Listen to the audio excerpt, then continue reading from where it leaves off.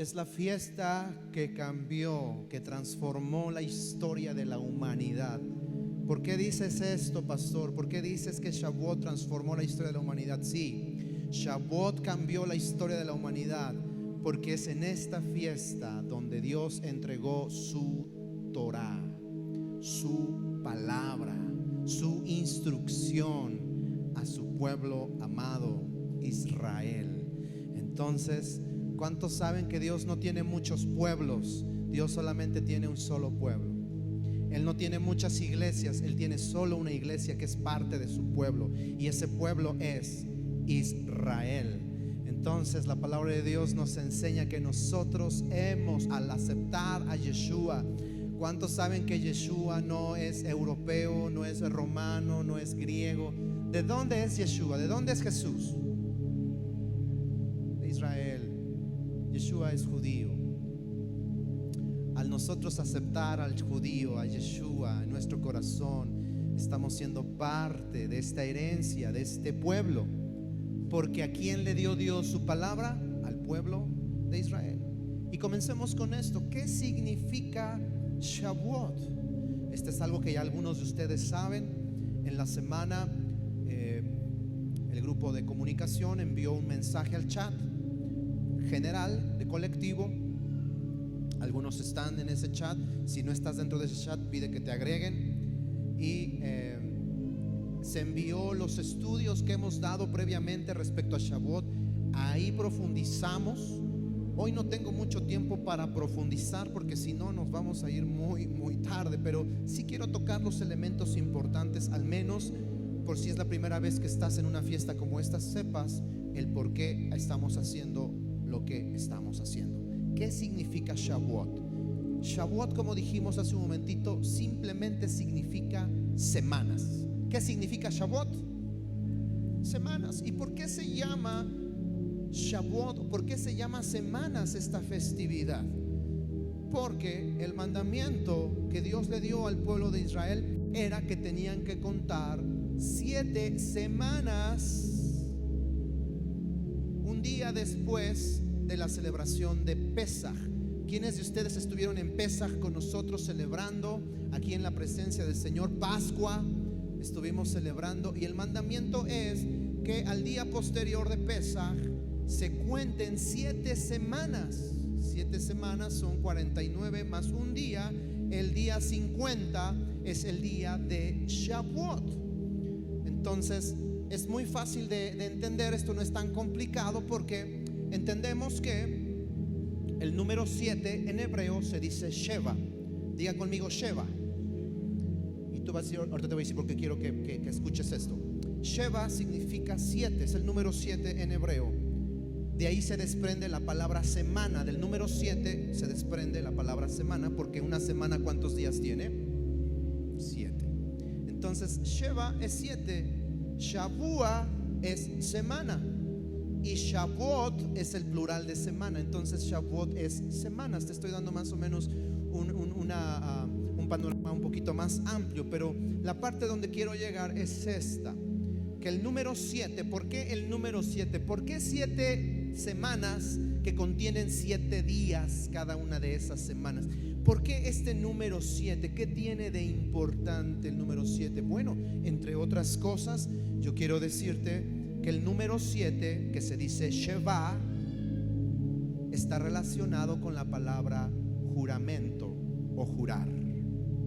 Entonces Sheva es 7, pero jurar se dice Shavá. Esto es un juego de palabras. Tal vez a nosotros no nos suena mucho, pero en el hebreo es un juego de palabras entre Shavá, Sheva, Shavua. Entonces parece muy complejo, pero es que hay un juego de palabras y todo tiene que ver con el número 7. Porque el número 7 en el antiguo Medio Oriente, el número 7 era importante, tenía una importancia especial. Si yo quería entrar en un pacto con alguien, si yo quería tener un acuerdo con alguien, tenía que conseguir 7 testigos para que yo pudiera entrar en un pacto con alguien, en un acuerdo. Si yo le voy a vender algo a alguien, íbamos a quedar en un acuerdo, traía yo 7 testigos para que ellos pudieran ser de alguna manera esta parte que pudieran verificar que realmente estábamos en un acuerdo. Si no había 7 testigos, yo podía matar 7 corderos, y al matar estos 7 corderos estaba yo entrando en un pacto con esta persona. Escucha lo que dice Génesis 21, 27 al 30, el primer libro de la Biblia. Espero que usted haya traído su Biblia. Esto es algo que buscamos retomar en Colectivo 7, que todos traigamos nuestra Biblia. Génesis 21, 27 al 30 dice lo siguiente: y tomó Abraham ovejas y vacas y dio a Abimelech, e hicieron ambos pacto. Y escucha el versículo 28. Entonces puso Abraham, ¿cuánto? 7 corderas del rebaño aparte. Y dijo Abimelech a Abraham: ¿qué significan estas 7 corderas que has puesto aparte? Y él respondió: que estas 7 corderas tomarás de mi mano para que me sirvan de testimonio de que yo cavé este pozo. Abraham está cavando un pozo que después se va a llamar Beersheba o Beerseba, y necesita que alguien lo atestigue que realmente él es el dueño de ese pozo porque él lo cavó. Y entonces llega con Abimelech y le sacrifica 7 corderas. Y Abimelech le dice: ¿y para qué las matas? Yo dice: yo quiero que atestigues que este pozo yo lo cavé, para que no salga el día de mañana con que, ay, mira, me encontré un pozo. No, no, no, tú eres mi testigo de que yo cavé este pozo. Entonces, ¿por qué estoy diciendo esto? Porque este número 7, implícito en las semanas que tenían que transcurrir desde Pesaj, Pascua, hasta Shavuot, 7 semanas con 7 días cada semana. ¿Por qué es importante? Porque no solamente Dios quería que contaran los días desde Pesaj hasta Shavuot, sino que ese número 7 implícito, Dios les estaba mostrando que Él quería hacer un pacto con el pueblo de Israel. Quería entrar en un pacto con ellos. Entonces no solo se trata de los 7 días, de las 7 semanas, sino se trata de que Dios implícitamente les está diciendo: tengo una cita con ustedes porque quiero tener un pacto con cada uno de ustedes. Ahora, entendamos esto. La fiesta de Pesaj, la que celebramos en el primer mes, ¿cómo se llama el primer mes del calendario bíblico? Abib, muy bien. Abib, no abril, Abib, así se llama el primer mes. El primer mes, el día entre la tarde del 14 y el 15 de Abib, se celebra la fiesta de Pesaj. A partir de ahí, al segundo día de Pesaj, se empiezan a contar los días hacia Shavuot, desde Pesaj hacia Shavuot. Pero ¿cuál era la intención? Yo quiero que usted entienda que Dios desde un principio, desde antes de que Israel saliera de Egipto, Israel aún era esclavo, y cuando Dios llama a Moisés su siervo, Dios le da el plan a Moisés de lo que Dios quería hacer con ellos en ese monte. Escucha lo que dice Éxodo 3:12. Éxodo es el segundo libro de la Biblia, entonces es muy fácil de encontrar en su Biblia. Si me acompaña al capítulo 3, versículo 12, dice lo siguiente. Está hablando Dios, está hablando con Moisés. Todos recuerdan esta parte donde Moisés salió huyendo de Egipto porque mató a una persona.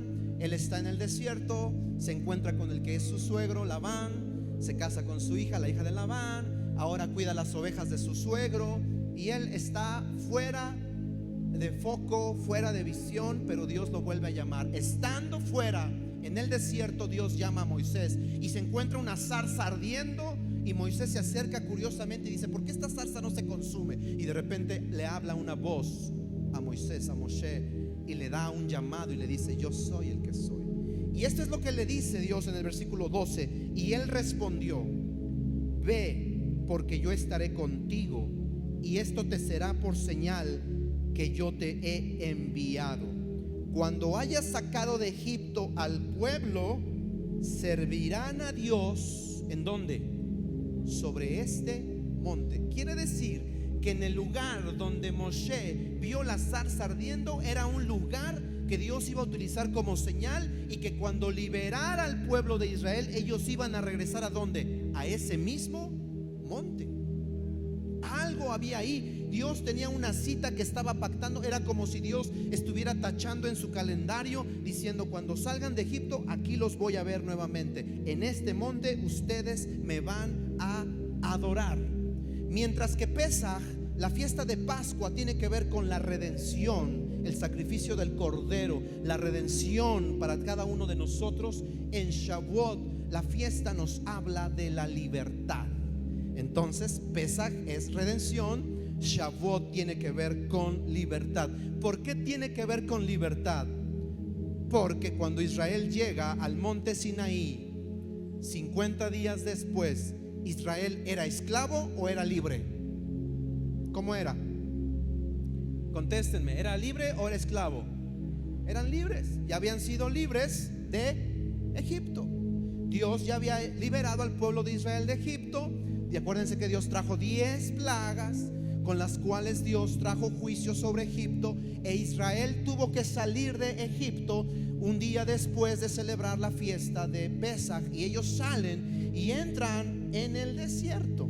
Y entonces transcurren una serie de situaciones en el desierto que hoy no vamos a mencionar, pero que también son importantes porque es parte del proceso para llegar a Shavuot.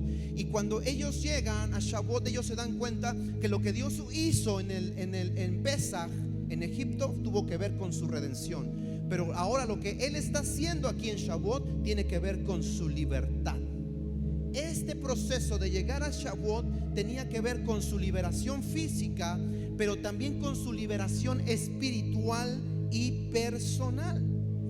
Cuando llegan ellos al monte Sinaí, dice aquí la Biblia que ellos llegaron en el mes tercero. ¿Cuántas semanas pasaron? 7 semanas desde que salieron de Egipto habían transcurrido cuando ellos llegaron al pie del monte Sinaí. Dice: en el mismo día llegaron al desierto de Sinaí. Versículo 2: habían salido de Refidim y llegaron al desierto de Sinaí y acamparon en el desierto.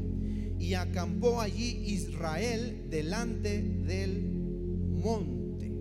Perfecto. Entonces vamos despejando estas preguntas.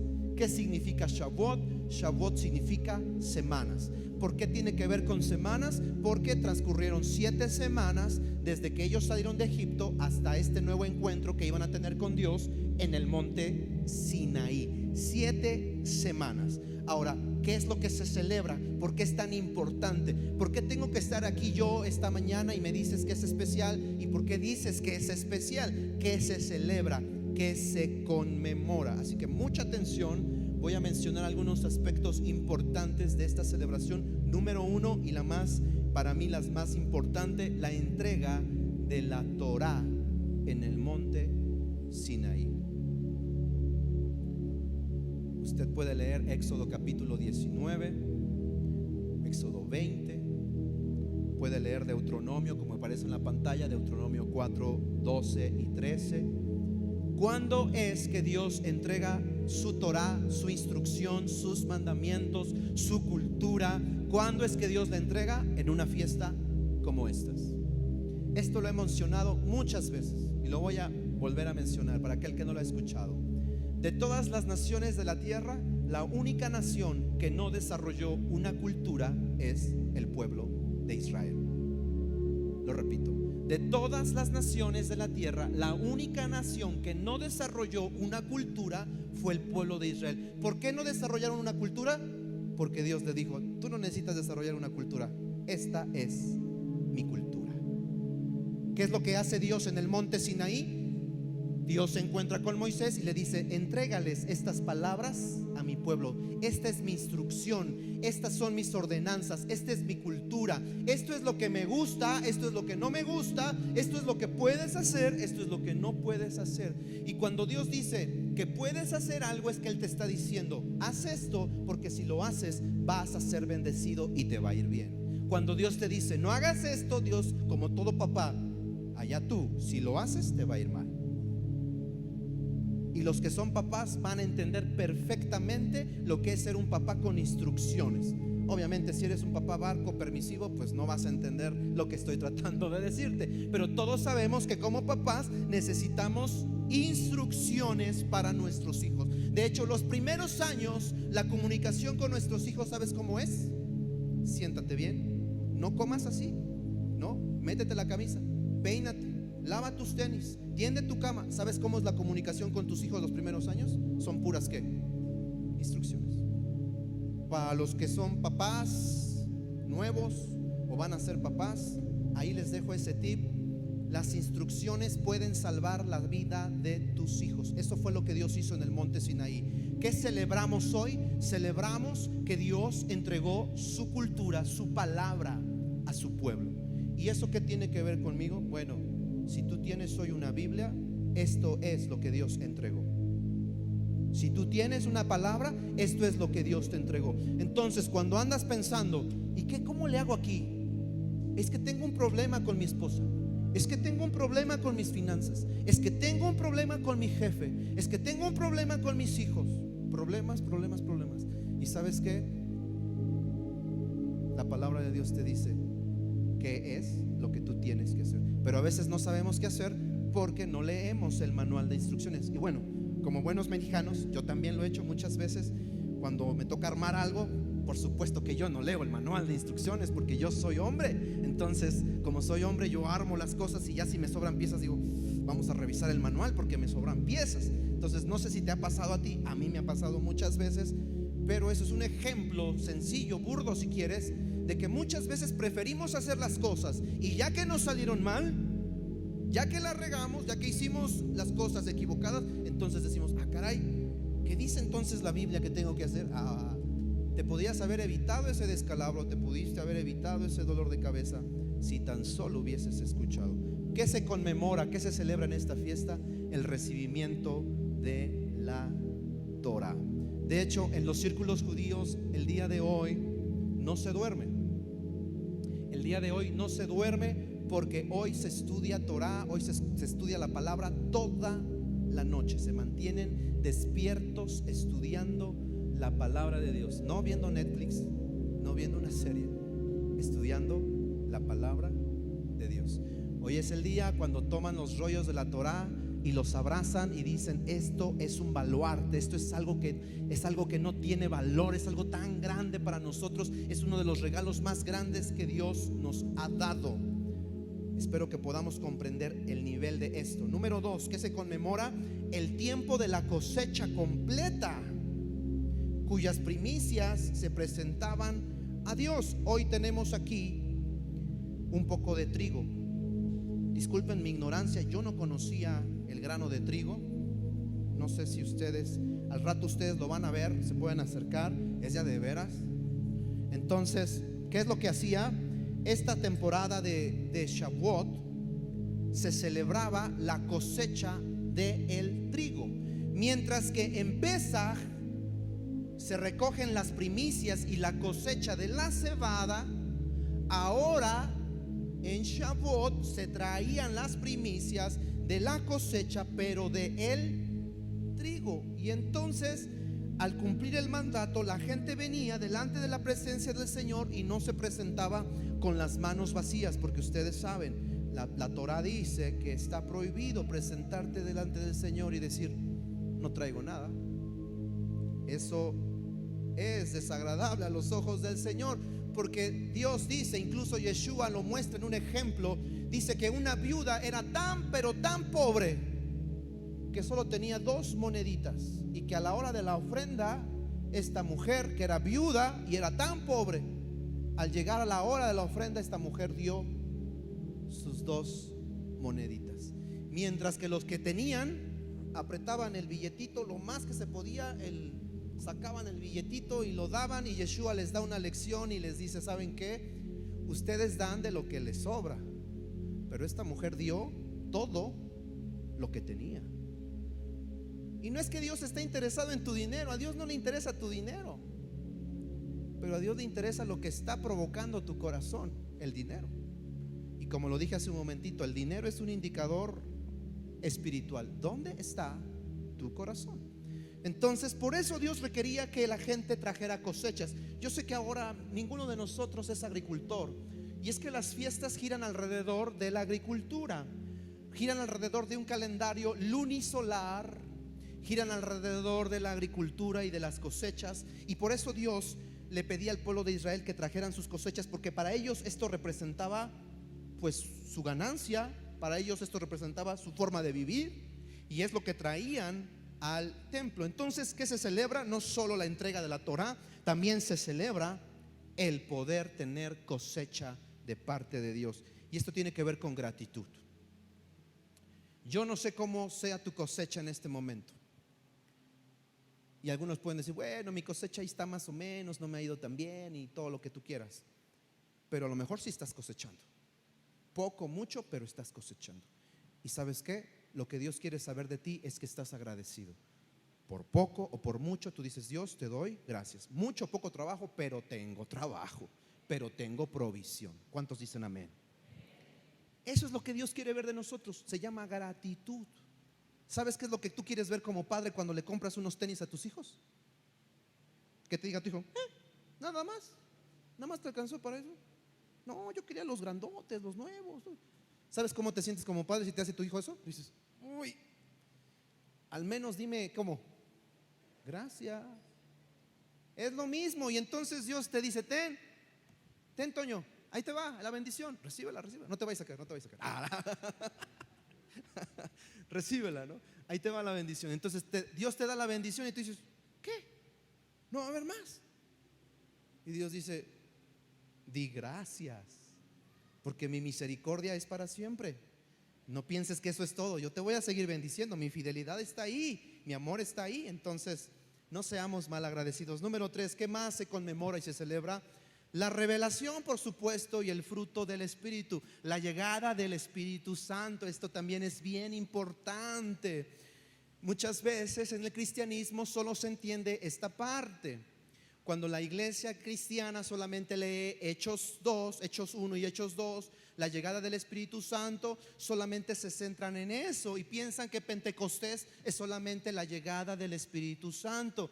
Pero ahora estamos viendo dónde sucedió el primer Pentecostés. El primer Pentecostés no sucedió hace 2000 años. El primer Pentecostés sucedió hace 3300 años, en el monte Sinaí, cuando Dios entregó su Torá. ¿Qué es lo que estaban haciendo estos 120 discípulos? ¿Qué es lo que estaban haciendo estos 120 personas en el templo? Ellos estaban todos juntos, estaban unánimes. ¿Por qué estaban juntos y estaban unánimes? Porque estaban celebrando la fiesta de Shavuot. Y cuando ellos están celebrando la fiesta de Shavuot, están danzando, están cantando al Señor, están dando gracias al Señor.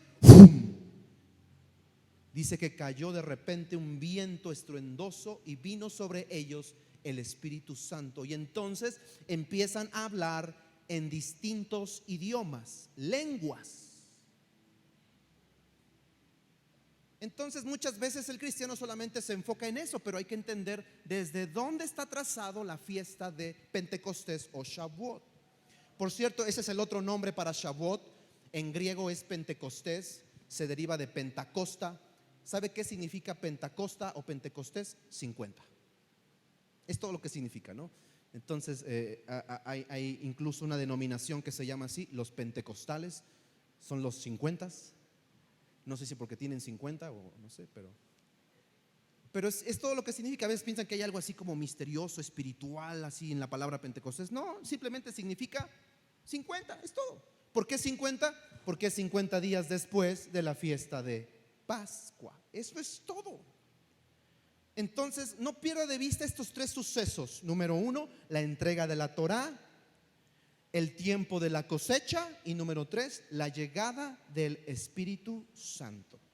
Ok, esto está muy bonito, está muy padre, pero ¿dónde específicamente dice en la Biblia que yo lo tengo que hacer? Levítico capítulo 23, versículo 15. Pastor, yo soy poblano. Yo soy poblano.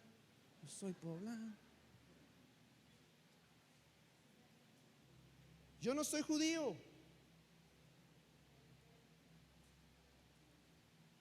Y es que esa es la tiro por viaje cuando encuentro amiguitos luego por ahí. Pongo imágenes en mi WhatsApp y me encanta hacerlo porque despierto la curiosidad de algunos curiosillos por ahí que les encanta preguntar.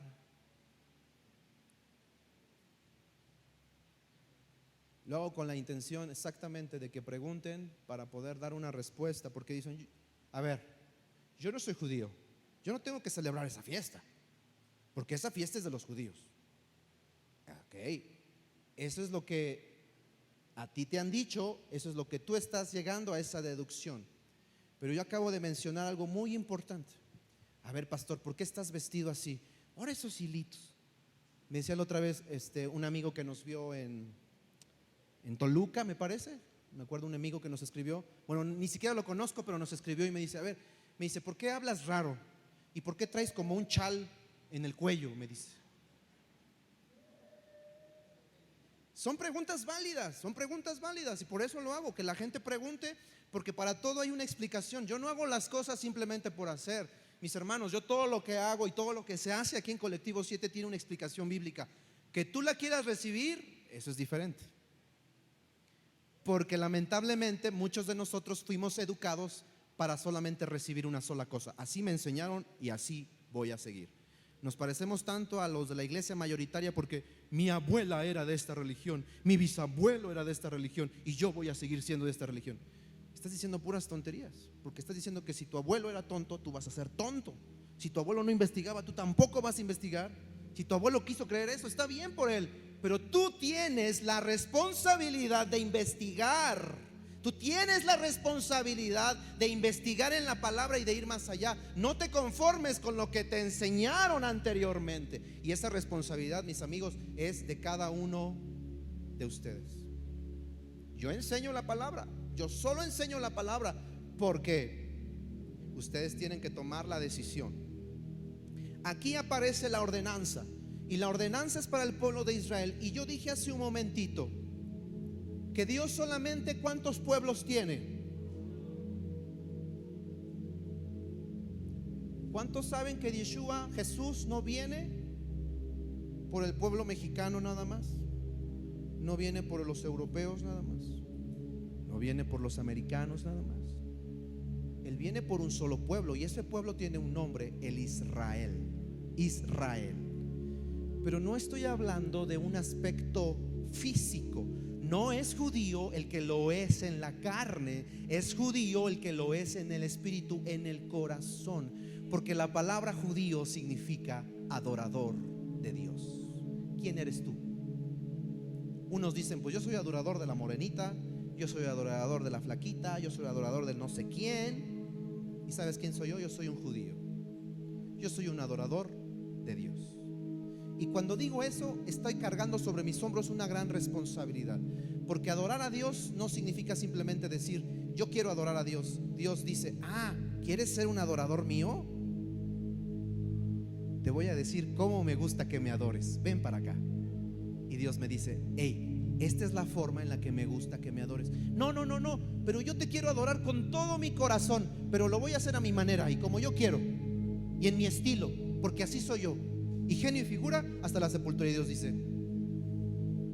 no, así no se puede. Dios dice, la única forma en la que yo acepto adoración es esta. Ese es el dilema hoy en el cristianismo. ¿Cuál es el dilema? Bueno, es que hay mucha gente que tiene muy buenas intenciones. Ese no es el problema. El problema es que dentro de sus intenciones ellos dicen, pues quiero hacerlo a mi manera, pero tengo buenas intenciones. Y eso no sirve de nada. Porque al final todos recordamos lo que pasó con Abel y Caín. ¿Todos recuerdan a Abel y Caín? Caín tuvo buenas intenciones, pero dio lo que quiso. Caín ofreció lo que quiso y lo que a su manera él entendió es lo que ofreció. Y eso es lo que pasa hoy en el cristianismo. Como Caín, dicen, esto es lo que entiendo, esto es lo que puedo hacer y esto es lo que a mí me gusta, esto es lo que doy. ¿Y qué pasó cuando Dios recibe la ofrenda de Caín? Dios dice, a mí no me gusta tu ofrenda, Caín. ¿Y saben qué pasó con Caín? Caín se ofendió, Caín se sintió mal. Dice que demudó su rostro, su semblante, se ofendió y dijo, ¿cómo es posible? Y se enojó con Dios. Esa es la historia de muchos creyentes. Cuando les dices que tienen que vivir y que tienen que actuar conforme a la palabra de Dios, se sienten ofendidos, se sienten incomprendidos porque dicen, yo lo estoy haciendo con todo mi corazón. Y les digo, así, pero con todo tu corazón le estás faltando a Dios. Así, por muy buena motivación que tengas, pero estás ofendiendo a Dios porque Dios no te pidió eso. Dios te pide que hagas esto. Y eso es lo que dice su palabra. Entonces, ¿cómo Dios recibe la ofrenda de Abel? Cuando Dios ve la ofrenda de Abel, dice: wow, esto es lo que yo pedí, esto es lo que yo requiero. Y Dios se agradó de la ofrenda de Abel. ¿Que Dios hace acepción de personas? ¿Acaso? Dios es claro, Él le gusta recibir las cosas como Él las pidió. Así de claro. Lo que pasa que nos han vendido muchas veces una religión donde donde te dicen: ven tal y como eres. Y entonces la gente dice: bueno, pues yo llegué así, así que Dios me quiera, este soy yo. Uy, qué peligroso es eso. Porque entonces nadie quiere cambiar. Todos quieren que Dios se amolde a su estilo de vida, cuando eres tú el que te tienes que amoldar. ¿A dónde? A la palabra de Dios. Y entonces, no, yo soy así, y si Dios quiere, pues que me toque, y si no, pues ya estará de Dios. Qué terrible, qué terrible. Entendemos entonces que somos parte de ese pueblo. Y por ser parte de ese pueblo, porque somos unos judíos adoradores de Dios, que tenemos a Yeshua en el corazón, a Jesús en el corazón, eso nos hace ser parte de ese pueblo. Entonces los mandamientos, las ordenanzas que Dios le da a su pueblo también son para nosotros. Porque imagínense lo incongruente que podemos ser. Algunos dicen: es que el Antiguo Testamento ya no es, solamente somos el Nuevo Testamento. Qué peligroso es eso. Decir que el Antiguo Testamento está fuera y que el Nuevo Testamento está dentro, esta es una terrible equivocación, porque entonces podemos cometer adulterio, entonces podemos tener muchos dioses, entonces podemos matar, entonces podemos robar, porque eso está en el Antiguo Testamento. Entonces, o tomamos toda la palabra de Dios o no tomamos nada.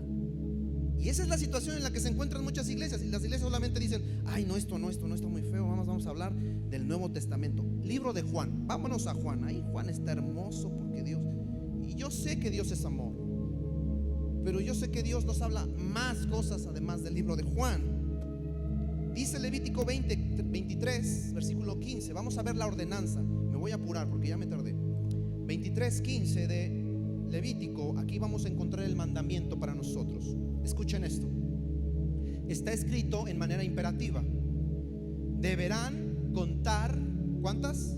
7 semanas completas a partir del primer día después del día de reposo, es decir, a partir del día en que ofrecieron la gavilla de la ofrenda mecida.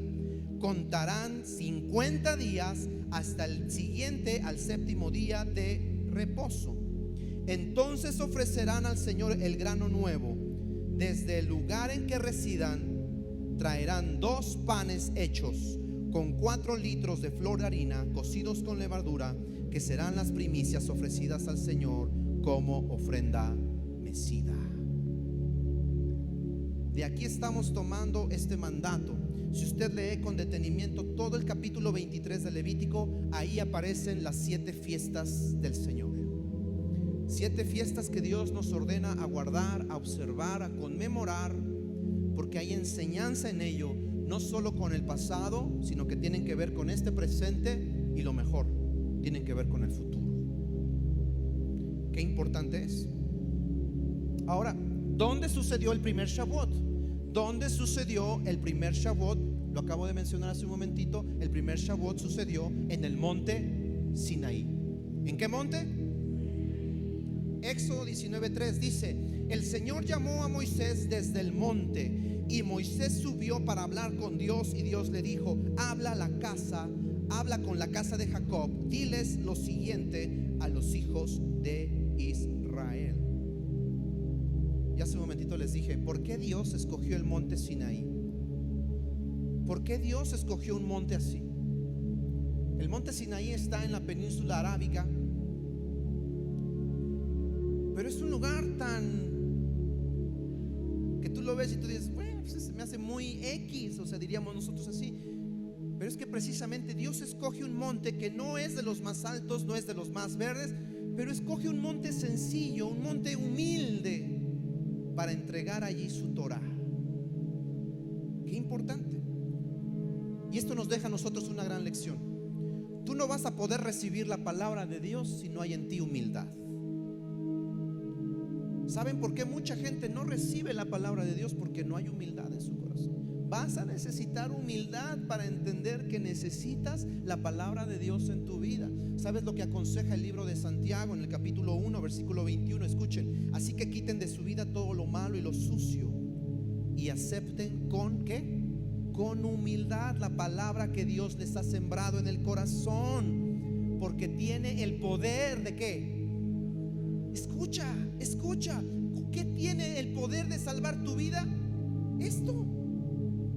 ¿Qué tiene el poder para salvarte, para ayudarte?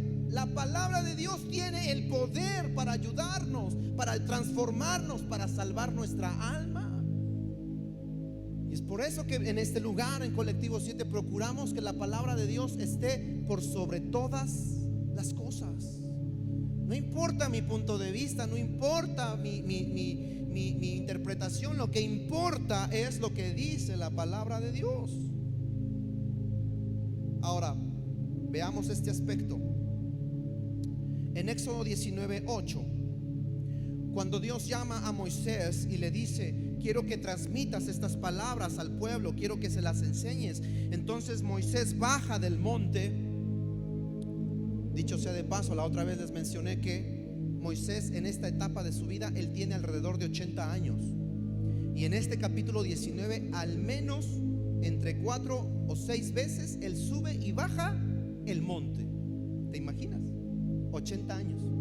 Yo quiero llegar a esos 80 años y subir y bajar el monte en un día tantas veces. Y entonces Dios le dice: ve y di. Y entonces ahí va Moisés y les contesta el pueblo, y ahí va, lleva el mensaje a Dios. Y entonces Moisés es el mediador, el que lleva y trae el mensaje.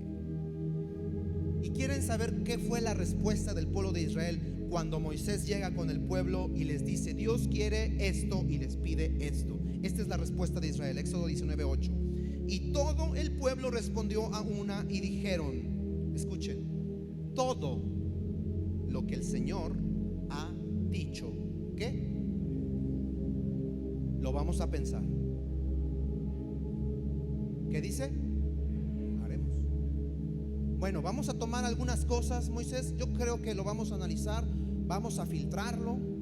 Yo creo que vamos a considerar nada más algunas cosas. No, ellos dicen: todo lo que el Señor ha dicho, haremos. Aquí está la fórmula. Y dice: y Moisés refirió al Señor las palabras del pueblo. Eso de referir significa que Moisés regresó y subió al monte y dio el mensaje, la respuesta del pueblo. Pero quiero que veamos esta frase en el hebreo: Naaseh benishma. ¿Qué significa Naaseh benishma? Significa haremos. Aquí dice: todo lo que el Señor diga, haremos y obedeceremos. Esto se traduce también de esta manera: obedeceremos y entenderemos. Esa es la palabra original que aparece en el hebreo cuando lees Shemot, Éxodo 19. Cuando ellos le contestan a Dios, ellos dicen Naaseh benishma. Digan conmigo: Naaseh. Está fácil, benishma. Usted está diciendo: obedeceremos. Ahora, ¿está captando la imagen a esto? Obedeceremos y entenderemos. ¿Están agarrando eso? ¿Qué es lo que hacemos? No. Yo primero quiero entender. Y si le entiendo, le obedezco. ¿Sabían que un mandamiento es guardar el día de reposo, el Shabbat? Y muchos de ustedes lo saben que es un mandamiento, pero muchos de ustedes no lo quieren hacer, porque primero quieren ¿qué? No, a mí primero explícamelo, lo entiendo y después. Eso es al revés. ¿Por qué Dios quiere que sea al revés? Algunos dicen: no, es que yo no quiero ser religioso. Es que, ¿sabes qué? A mí no me nace. Es que, ¿cómo te explico, pastor? A mí como que no me nace todavía, como que no lo siento. Y es que es al revés. Cuando lo haces, lo sientes. Cuando lo haces, lo entiendes. Y ese es el tipo de obediencia que Dios le está pidiendo a su pueblo el día de hoy. Dios le está pidiendo a su pueblo: primero quiero que lo hagas, que tengas confianza en que si te estoy diciendo que lo hagas, es porque va a haber algo bueno para tu vida. Yo no te pediría algo que esté mal, que te va a hacer daño. Si te estoy pidiendo que hagas algo, cuando lo hagas lo vas a entender y entonces lo vas a sentir. Ahora, esto es lo que otras personas me han dicho. Dicen, no, es que no lo siento, no lo entiendo, primero quiero entenderle y ya después lo quiero hacer. Ya les dije, es al revés, primero hazlo y lo vas a sentir. La otra es que dice, no, es que sabes qué, mira fulanito, él se cree muy bueno, se cree muy religioso, pero míralo, es así y así y así. La verdad, yo no quiero ser mustio, no quiero ser hipócrita. Yo por eso no me quiero involucrar, no quiero hacerme así, porque la verdad, al ver ese tipo de personas, ese tipo de situaciones, uno dice, no quiero ser religioso, ni quiero ser hipócrita. Y les contesto lo siguiente: porque hemos entendido mal. Pensamos que la Torah, que la palabra de Dios, es para los que son buenos o son perfectos. ¿Y sabes qué? No. Escucha, hay una historia bien interesante. Es una historia donde cuando Moshe sube al monte y Dios le va a entregar su Torah a Moisés, dice que los ángeles, es una historia, esto no es Biblia, dice que los ángeles le dijeron a Dios, ¿le vas a dar la Torah a ellos? Y Dios dice, sí. Y dicen los ángeles, ¿te vas a arriesgar a darles tu tesoro más preciado a ellos? Te la van a hacer puré, te la van a pisar, ¿estás seguro? Y Dios dice, sí. Y llama a Moisés y le dice, Moisés, defiende este punto. ¿Por qué te voy a dar la Torah? ¿Y por qué ustedes deben tener la Torah?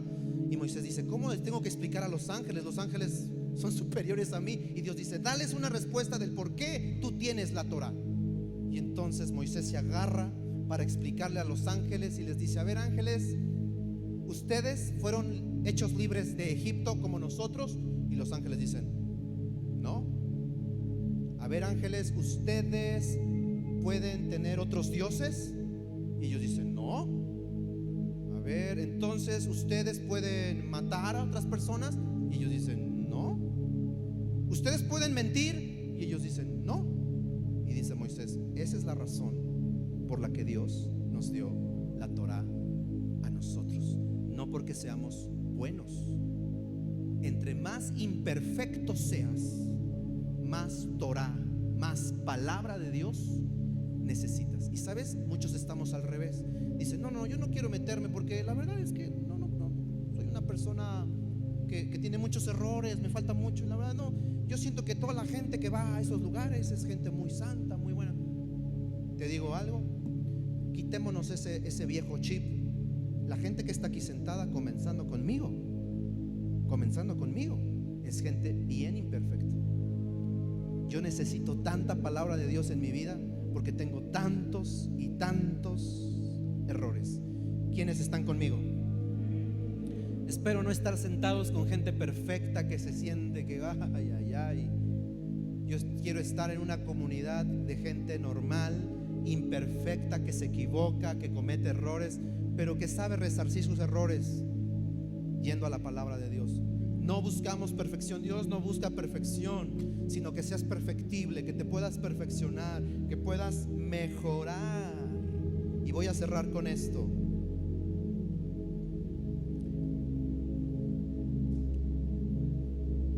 Número 1, la Torah es la instrucción de mi Padre que me ama. Yo quiero que te lleves esto en el corazón. Tal vez no entendiste mucho de lo que dije anteriormente, pero llévate esto en tu corazón. La Torah es la instrucción de mi Padre que me ama. Pastor, ¿qué es Torah?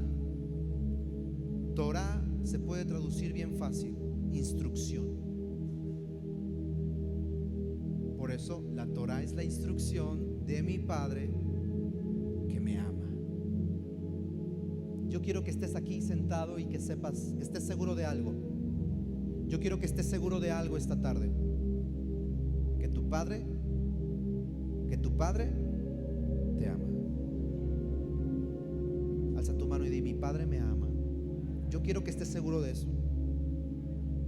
¿Y sabes por qué? Porque Dios te está dando su instrucción y una muestra de que Él te ama. Él no solo te dice te amo, te amo, te amo. Él no dice solamente así. Él dice te amo, toma mi instrucción. Porque te amo, toma mi instrucción. Y dice Juan 3:16, todo mundo se lo sabe: de tal manera amó Dios al mundo que ¿qué hizo? Eso es lo que Dios hace. Cuando Él ama, Él da. Y como nos ama tanto, Él dice les doy mi instrucción. ¿Sabe? En el tiempo del pueblo de Israel, cuando tú escuchabas la palabra Torah, la palabra Torah significaba la instrucción de un padre a su hijo, enseñándole a ser un diestro en el arco y la flecha. Cuando una persona escuchaba la palabra Torah, decían: Torah es como cuando un papá toma a su hijo y le enseña a ser diestro en el uso del arco y la flecha. ¿Qué significa ser diestro en el uso del arco y la flecha? Significa que se me salió y salió por allá. No, es una persona que es diestra y que ¿qué hace? Da en el blanco. ¿Qué significa dar en el blanco?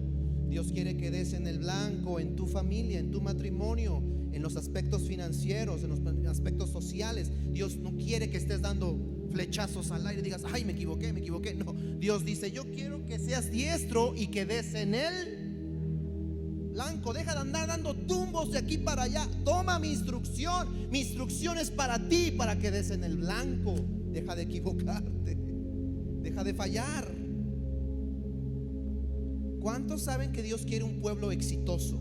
Dios no está peleado con el éxito y la prosperidad. No me malinterprete, Dios no está peleado con eso. Si usted lee el Salmo 1, dice que los que meditan en la Torah, en la ley, en la instrucción del Señor, meditan en ella de día y de noche, van a ser como árboles plantados junto a corrientes de agua, que da su fruto en su tiempo y su hoja no cae, y todo lo que hace prosperará.